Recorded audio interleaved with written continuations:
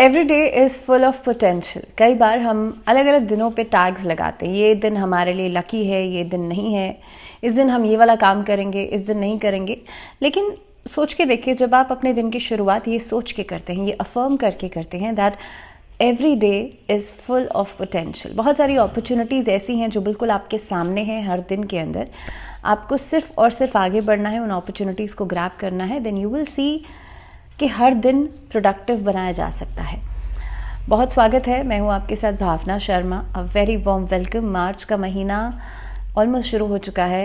इस महीने के अंदर एक्वेरियंस के लिए महीना कैसा रहेगा, इसी के बारे में हम इस वीडियो में बात कर रहे हैं।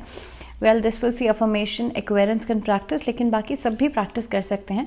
अगर आपको ऐसा लगता है कि भाई आप भी अपने अलग अलग दिनों पे अलग अलग टैग्स लगाते हैं ये सोच के कि ये दिन मेरे लिए लकी है, ये नहीं है, तो डेफिनेटली आप भी इस अफर्मेशन को प्रैक्टिस कर सकते हैं। तो सबसे पहले एक्वेरियंस की बात करते हैं। एक्वेरियंस के लिए मार्च का महीना कैसा रहेगा, और पहले आपके चार्ट को डिस्कस कर लेते हैं।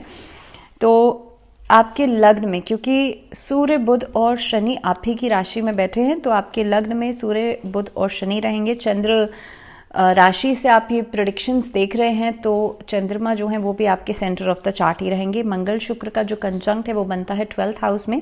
वहीं पर केतु जो है वो अष्टम भाव में विराजमान रहेंगे। राहु आपके 2nd हाउस में, और गुरु जो है यानी कि देवगुरु बृहस्पति जो है वो पराक्रम भाव में रहने वाले हैं। अब ये आप लोगों के लिए जो पूरा महीने का चार्ट है इस तरह से रहने वाला है। मार्च के महीने में सबसे पहले करियर या कार्यक्षेत्र की मैं बात करूँ तो आपके लिए बहुत मिले जुले परिणाम यहाँ पर दिखाई देते हैं। खास तौर पर कार्यक्षेत्र में अगर आप किसी तरह का कोई बदलाव करने के बारे में सोच रहे हैं तो इस महीने की शुरुआत तो बिल्कुल भी बहुत बढ़िया नहीं रहेगी।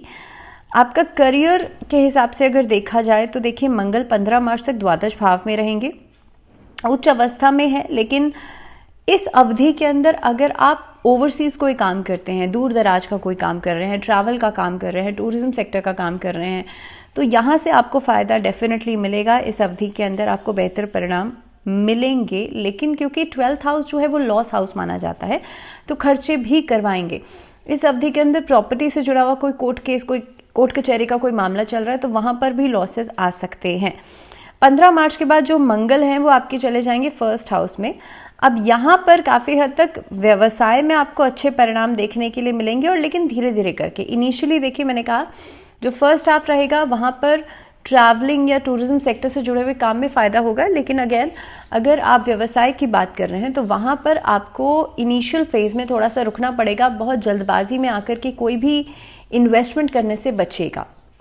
दूसरी बात, अब यहाँ पर जो प्लानिटरी पोजीशंस दिखाई दे रही हैं उसके हिसाब से इनिशियल फेज़ में बदलाव करना नौकरी के अंदर वो बहुत अच्छा नहीं है। इनफैक्ट अगर आप कहीं किसी नौकरी के लिए इंटरव्यूज़ देने जा रहे हैं तो वहाँ पर भी रिस्पॉन्सेस थोड़े से स्लो आपको मिलते हुए नज़र आते हैं, क्योंकि सूर्य, शनि और साथ ही में बुध का कंजंक्ट है। लेकिन बुध भी 7th मार्च को मूव करेंगे, शुक्र भी 7th मार्च को मूव कर जाएंगे, और 15 मार्च को मंगल मूव करेंगे। तो काफ़ी हद तक 1st हाफ में बहुत सारे ट्रांजिट्स जो हैं मार्च के महीने में रहने वाले हैं।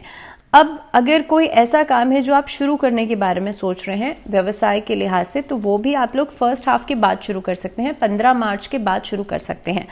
पार्टनरशिप में कोई काम करना चाहते हैं उसके लिहाज से लगभग 18 मार्च के बाद का समय अच्छा रहेगा। इनिशियल फेज़ में थोड़ा ट्रांजैक्शन को सोच समझ के कीजिएगा। खास तौर पर अगर आप कोई नया काम शुरू कर रहे हैं, वहाँ पर कोई ट्रांजैक्शंस कर रहे हैं, तो वो बहुत सोच समझ के कीजिएगा। इस अवधि के अंदर कार्य क्षेत्र में ही, वर्क प्लेस पर ही बहुत ज़्यादा क्रोध में या आवेश में आकर के कोई भी डिसीजन मेकिंग नहीं लीजिएगा, और ख़ासतौर पे लोगों के साथ तालमेल बनाने में थोड़ी सी डिफिकल्टी आ सकती है during this whole month. 1st half में भी, 2nd हाफ में भी, क्योंकि 2nd हाफ में भी मंगल जो हैं वो आपके लिए चले जाएंगे 1st हाउस में।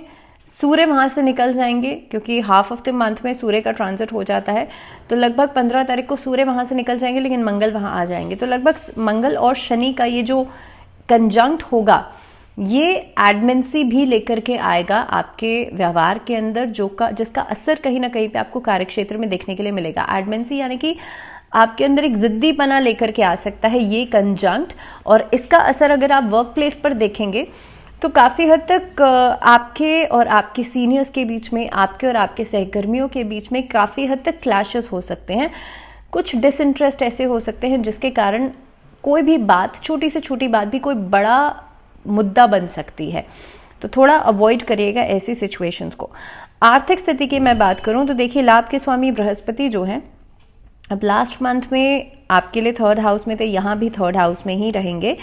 इस अवधि के अंदर अगर आप कोई ऐसा काम शुरू करने जा रहे हैं जिसमें कि बहुत ज़्यादा रिस्क है, क्योंकि देखिए इस महीने के अंदर बृहस्पति आपके भाग्य भाव के स्वामी शुक्र के नक्षत्र में भी रहने वाले हैं, तो लगभग आपको परिणाम तो बेहतर देंगे, लेकिन जो पिछले समय में आपने इन्वेस्टमेंट्स की है वहाँ से जो आउटपुट या वहाँ से जो रिटर्न मिल रहा है वो बहुत एवरेज मिलेगा।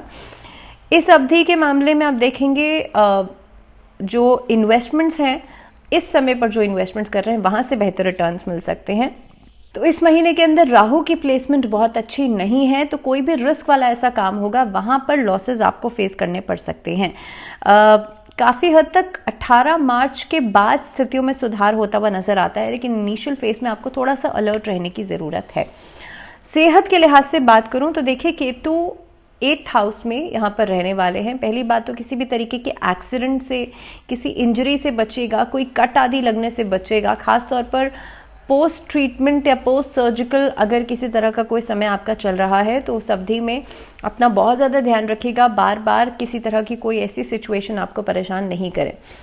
इस अवधि के अंदर खास तौर पे क्योंकि राहु पे देखिए, राहु आपके 2nd हाउस में, और 2nd हाउस से हम लोग ईटिंग हैबिट्स भी देखते हैं, तो इस अवधि के अंदर आपकी जो खाने पीने की आदतें हैं ये आपको परेशान कर सकती हैं। स्टमक रिलेटेड प्रॉब्लम्स के रूप में डाइजेशन से जुड़ी हुई दिक्कतें हो सकती हैं, गैस्ट्रोइंटेस्टाइनल से जुड़ी हुई दिक्कतें हो सकती हैं। इनफैक्ट जिन लोगों को डायबिटीज़ है या ख़ास तौर पर जिन लोगों को स्टमक रिलेटेड प्रॉब्लम्स बहुत ज़्यादा रहती हैं, उन लोगों को इस अवधि में अपना ज़्यादा ध्यान रखना चाहिए। बात कर लेते हैं रिलेशनशिप्स की, रिश्तों के लिहाज से महीना कैसा रहेगा। तो देखिए, रिश्तों के लिहाज से अगर मैं बात करूं तो 5th भाव के स्वामी महीने की शुरुआत में तो लग्न में रहेंगे, सूर्य और शनि के साथ रहेंगे, लेकिन उसके बाद ये मूव कर जाएंगे, अपनी राशि से मूव करेंगे और काफ़ी हद तक आ जाएंगे राहु के साथ। 7 मार्च को ये ट्रांजिट होगा, और ये समय ऐसा हो सकता है कि छोटी छोटी बातों पर जो डिसइंटरेस्ट है वो बढ़ जाए। इनफैक्ट लव रिलेशनशिप्स के अंदर आप देखेंगे मिसकम्युनिकेशन वाली प्रॉब्लम्स जो हैं लगभग 7 मार्च के बाद बढ़ती हुई नज़र आती हैं, लेकिन लगभग ये आगे बढ़ेंगी फॉर अ वीक, उसके बाद चीज़ें सेटल डाउन हो सकती हैं। लेकिन इस अवधि में कोई छोटी से छोटी बात भी अगर आप मिसकम्युनिकेट करते हैं तो सामने वाला आपकी बातों को ना समझ करके बहुत बड़ा कोई डिसीजन भी ले सकता है, तो इस अवधि में थोड़ा सा अलर्ट आपको रहना ही पड़ेगा। दूसरी बात, अगर मैं मैरिज के हिसाब से बात करूं, दाम्पत्य जीवन के लिहाज से बात करूं, गुरु देखिए पराक्रम भाव में विराजमान है, और इस अवधि में क्योंकि 11th हाउस के लॉर्ड भी हैं गुरु, और इस अवधि के अंदर आप देखेंगे तो काफ़ी हद तक आपके लिए जो मैरिज प्रॉस्पेक्ट्स हैं वो बनते हुए नज़र आते हैं। शादी विवाह होने की जो संभावना है वो बनती हुई नज़र आती है, आपको कहीं से रजामंदी मिल सकती है। दूसरी चीज़, जो लोग ऑलरेडी मैरिड हैं उनके लिए एक कंपैटिबिलिटी अच्छी नज़र आती है, लेकिन हाफ ऑफ द मार्च के बाद थोड़ा सा अलर्ट रहिएगा। आपके स्पाउस की हेल्थ को लेकर के जो चिंताएं हैं, जो परेशानियां हैं वो बढ़ सकती हैं। और अगर मैं बात करूं पारिवारिक जीवन की, तो देखिए पारिवारिक जीवन में 2य भाव में राहु विराजमान है, बुध भी उनके साथ आ जाएंगे। आपकी बातों को लेकर के, खासतौर पे ऐसी कमिटमेंट्स अगर आप करते हैं जिसको आप पूरा नहीं कर पा रहे हैं, उन बातों को लेकर के क्लैशेस उठ सकते हैं। पारिवारिक जीवन में छोटी छोटी बातों को लेकर के क्लैशेस उठ सकते हैं। मंगल, जैसे मैंने पहले भी कहा था कि 12th हाउस में रहेंगे महीने की शुरुआत में, लगभग half of the month 12th में ही रहेंगे, तो प्रॉपर्टी को लेकर के डिस्प्यूट्स, प्रॉपर्टी को लेकर के कोर्ट कचहरी के मुद्दे जो हैं वो इस अवधि में और ज़्यादा बढ़ सकते हैं, परेशान कर सकते हैं। लॉयर्स को पैसा ज़्यादा देना पड़ सकता है, तो इस तरह की परिस्थितियां जो है वो बन सकती हैं। इनफैक्ट आर्ग्यूमेंट वाली सिचुएशन भी बनती हुई नज़र आती है बड़े सिबलिंग्स के साथ। तो एजुकेशन के लिहाज से देखा जाए तो ये महीना काफ़ी हद तक कन्फ्यूजन्स लेकर के आएगा स्टूडेंट्स के लिए, क्योंकि 5th हाउस के लॉर्ड जो हैं वो 7 मार्च को ट्रैवल करेंगे, राहु के साथ कंजंक्ट कर जाएंगे। अब ये अवधि जो रहेगी आपके लिए छोटी छोटी बातों पर कन्फ्यूजन होगी, डिसीजन मेकिंग करने में प्रॉब्लम आएगी। इस अवधि के अंदर कोशिश कीजिएगा नमः शिवाय का जाप जरूर करें या फिर ओम का चांट आप लोग जरूर करें, उससे माइंड में क्लैरिटी बढ़ेगी। माँ सरस्वती की आराधना आप लोग जरूर करें। जो बच्चे कॉम्पिटिटिव एग्जाम्स के लिए, हायर एजुकेशन के लिए प्रिपेयर कर रहे हैं, उनके लिए बहुत इंपॉर्टेंट है। 10 मार्च के बाद ही मेजर डिसीजन लीजिएगा, उसके बाद आपके अंदर एक स्ट्रैटेजी बनाने की जो क्षमता है वो बढ़ेगी। इस अवधि के अंदर अपनी कॉन्फिडेंस को बूस्टअप करने के लिए सूर्य के मंत्रों का जाप जरूर करें। ओम आदित्याय नमः या फिर ओम घृणी सूर्याय नमः। और अगर मैं आर्थिक स्थिति को बेहतर करने की बात करूं तो ये जो पूरा महीना है आप लोगों के लिए बहुत इंपॉर्टेंट रहेगा। बजरंग बाण का पाठ आप लोग मंगलवार और शनिवार इस पूरे महीने में ज़रूर कीजिएगा और ख़ास तौर पर पंचमुखी हनुमान जी की पूजा करना आप लोगों के लिए अच्छा रहेगा। इसी के साथ इस वीडियो में फ़िलहाल इतना ही। मुझे दीजिए इजाज़त, लेकिन जुड़े रहिए आप लोग चैनल के साथ। और टिल द नेक्स्ट वीडियो अपना ध्यान रखिए। नमस्कार।